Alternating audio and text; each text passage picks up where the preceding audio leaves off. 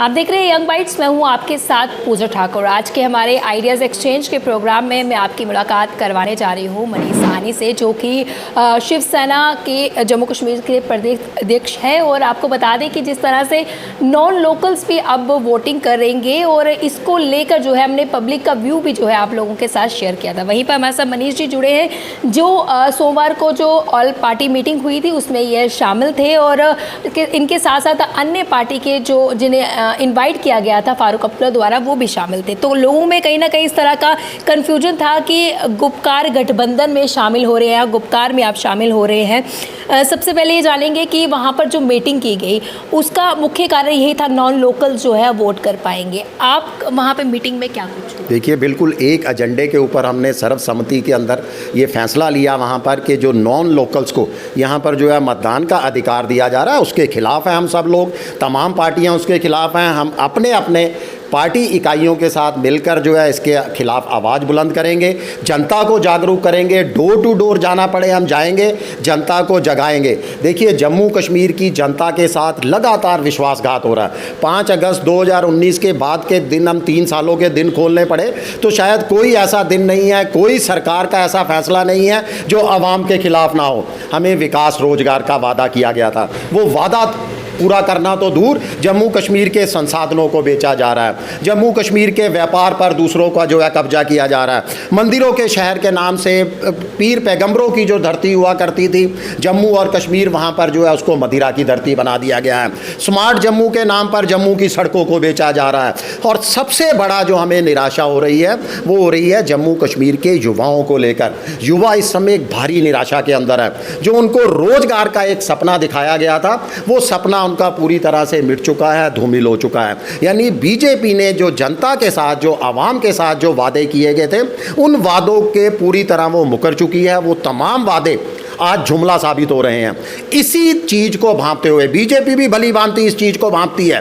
वैसे जनता की नब्ज पड़ चुकी है, शायद इसीलिए अब बाहरी वोटरों के सहारे वो जम्मू कश्मीर की सतह पर काबिज होना चाहती है, जिसको कतई बर्दाश्त नहीं किया जाएगा। बाहरी लोगों की यहाँ पर हमारे जो हक हैं वो सुरक्षित रहने चाहिए। जम्मू कश्मीर की पहचान को, उसमें डोगरा है, कश्मीरी है, गुज्जर बकरवाल है, पहाड़ी है, हमारे सिख भाई हैं, इनकी पहचान को बिल्कुल मिटने नहीं दिया जाएगा।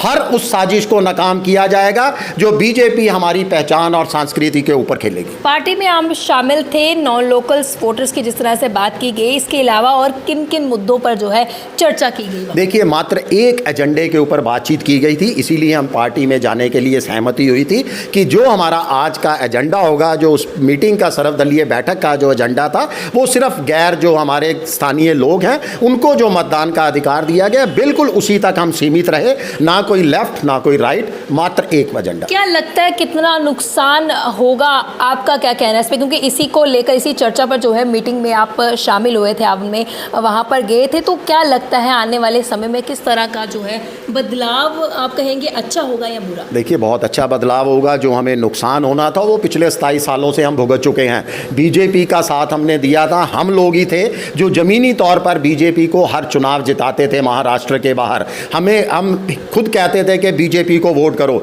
मगर 27 साल भी उनका साथ देने के बाद जब वो आज सत्ता के घमंड के अंदर इतना चूर हो चुके हैं कि हमारे साथ विश्वासघात कर रहे हैं, जनता ने इतना प्यार दिया, जम्मू के लोगों ने उनको इतना प्यार दिया, जम्मू से वो 25 सीटें जीत कर बाहर आए, वो एक ऐतिहासिक विजय थी उनकी। उसके बावजूद आप सोचो, जम्मू के लोगों को नज़रअंदाज किया जा रहा है। एक छोटी सी मांग जिसके लिए लगातार जो है राजपूत सभा और जम्मू कश्मीर की तमाम पार्टियां धरने पर बैठी हैं। जम्मू के रियासत के आखिरी महाराजा हरि सिंह के जन्म दिवस की छुट्टी तक नहीं दी जा रही, जो बहुत छोटी सी मांग थी, और ये जम्मू के रहनुमा बनने का दावा करते हैं।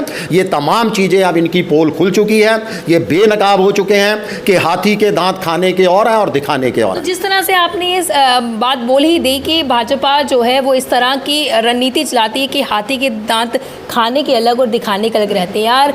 और जिस तरह से ऑल पार्टी मीटिंग में आपके और वहाँ पर आप बोल रहे कि इस एजेंडे पे बात की, क्या हम समझ सकते हैं कि आने वाले समय में गुपकार में भी शामिल आप हो सकते हैं या उनका साथ आप देख सकते हैं? देखिए, शिवसेना इस समय बीजेपी को टक्कर देने के लिए पूरी तरह तैयार है। हमारे पक्ष प्रमुख जो हमारे राष्ट्रीय अध्यक्ष हैं माननीय उद्धव साहब जी ठाकरे, उनका आदेश भी आ चुका है कि शिवसेना शेरों की भांति अब बीजेपी को टक्कर देगी, उसके हिंदुत्व को एक्सपोज करेगी। हिंदुत्व के ऊपर ये बात करते हैं, पूरे देश के अंदर ढिंडोरा पीटते हैं कि हम हिंदूवादी हैं। आज कश्मीर के अंदर लक्षित हत्याएं हो रही हैं, मगर हमारे प्रधानमंत्री जी, गृह मंत्री जी, बीजेपी के तमाम नेता मौन धारण किए हुए हैं। यहाँ पर पिछले 100 दिनों से कश्मीरी पंडित हिंदू भाई जिनको प्राइम मिनिस्टर रोजगार पैकेज के अंदर वहाँ पर सरकारी नौकरी दी गई थी, आरक्षण मूल के जम्मू मूल के कर्मचारी जिनको प्राइम मिनिस्टर रोजगार पैकेज के अंदर नौकरी दी गई थी, यहाँ पर धरने पर बैठे हैं। और ये पहला मौका है, 1990 से भी बदतर हालात होते जा रहे हैं, पहला मौका है कि जम्मू कश्मीर का कोई भी हिंदू वहाँ पर जो है कश्मीर के अंदर नौकरी करने को तैयार नहीं है। क्या इसलिए हमने बीजेपी को समर्थन दिया था कि वहाँ पर जो है जो ये अमन बहाली कश्मीर में शांति का दावा करती थी, आज कश्मीर के हालात किसी से छुपे हुए नहीं हैं। बिल्कुल शिवसेना शेरों की भांति तमाम जम्मू कश्मीर के सीटों पर चुनाव लड़ेगी। अब किसके साथ चुनाव लड़ेगी, कौन सी पार्टियों के साथ चुनाव लड़ेगी या अपने बलबूते पर चुनाव लड़ेगी, ये इसका जवाब जो है अभी भविष्य की कोख के अंदर छिपा हुआ है। जैसा हमें हाईकमांड से आदेश होगा उस पर अमल किया जाएगा। तो हम ये समझ सकते हैं कि गुपकार का जो एजेंडा है उस पर आप खरा उतर पा रहे हैं, या आपको वो उनका जो एजेंडा है वो पसंद आ रहा है? देखिए, मैं तो कहूंगा कि शायद गुपकार को शिवसेना का एजेंडा पसंद आ रहा है, क्योंकि बहुत बड़ी एक हमारी जीत थी। हमने वहाँ पर बिल्कुल धारा 370 के ऊपर किसी कश्मीर की पार्टी ने बात नहीं की उस समय। अगर बात हुई, देखिए जब सारी पार्टियाँ मिलकर किसी के खिलाफ लड़ती हैं तो हमें एक कॉमन मिनिमम प्रोग्राम बनाना पड़ता है। जब कॉमन मिनिमम प्रोग्राम बन जाता है तो उसके तमाम पार्टियों की सर्वसम्मति से बनता है। इस पार्टी का इस जो हमारी मीटिंग थी, इसका जो मुख्य एजेंडा था वो मात्र एक था कि जो हमारे यहाँ पर स्थानीय लोगों के साथ जो है वोट के अंदर बाहरी लोगों को भागीदार बनाया जा रहा है, उसके खिलाफ। देखिए, पीओजेके को ये वोट का हक दें, हम उसका स्वागत करते हैं। ये वाल्मीकि समाज को वोट का हक देते हैं, हम उसका स्वागत करते हैं। मगर उसके बाद अगर ये उन लोगों को वोट का हक देते हैं जो बिल्कुल बाहरी लोग हैं, मैं तो ये भी कहूँगा ये तो उन लोगों को भी वोट का हक देने जा रहे हैं जो अवैध रूप से जम्मू कश्मीर में रह रहे हैं, जो हमारे रोहिंग्या जम्मू कश्मीर के अंदर यहाँ पर आकर बसे हुए हैं जम्मू कश्मीर की धरती पर, जिनके पास आधार कार्ड है, जिनके पास राशन कार्ड है यहाँ का जम्मू कश्मीर का। अब अगले आने वाले दिनों में वो भी जो है मतदान करते हुए देखे जाएंगे, जिनको हम जम्मू कश्मीर की धरती से बाहर खदेड़ना चाहते थे। देखिए, जम्मू कश्मीर एक सीमावर्ती क्षेत्र है, ये अति संवेदनशील क्षेत्र है।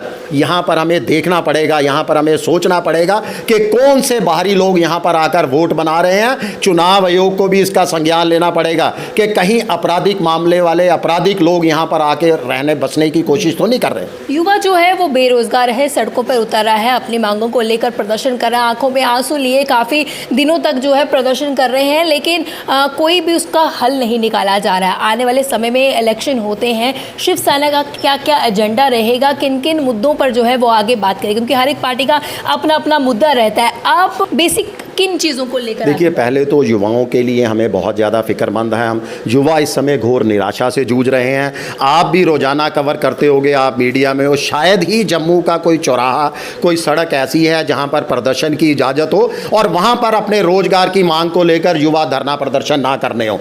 बहुत दुर्भाग्यपूर्ण है कि जम्मू कश्मीर के युवाओं के साथ विश्वासघात किया गया।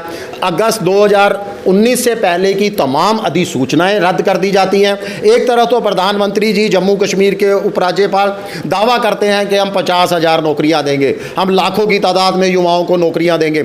युवाओं ने भी इनके ऊपर विश्वास किया, बीजेपी को समर्थन दिया, धारा 370 हटने को समर्थन दिया, मगर उसके बाद जो निराशा का चैप्टर जो शुरू हुआ वो आज तक थमने का नाम नहीं शिवसेना है। का क्या एजेंडा है? देखिए, शिवसेना युवाओं के लिए हम सबसे पहले तो बेरोजगार भत्ते की मांग कर रहे हैं कि जितने भी पढ़े लिखे बेरोजगार युवा हैं उनको भत्ता दिया जाना चाहिए। तमाम विभागों के अंदर जहां पर जो है खाली पद पड़े हैं वो जल्द से जल्द भरे जाएं, जो कि सरकार बिल्कुल नहीं कर रही।